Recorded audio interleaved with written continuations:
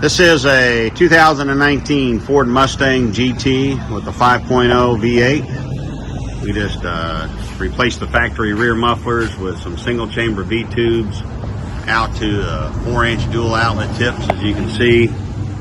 Took the factory dual in, dual out resonator off and put a true X pipe on there, but left all the factory cats as usual.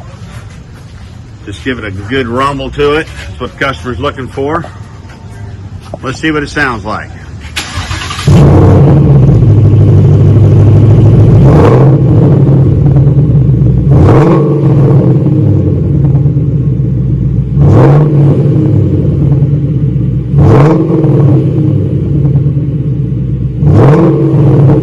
that really aggressive tone, but not all that straight pipe garble. Much smoother with the V-tubes on there.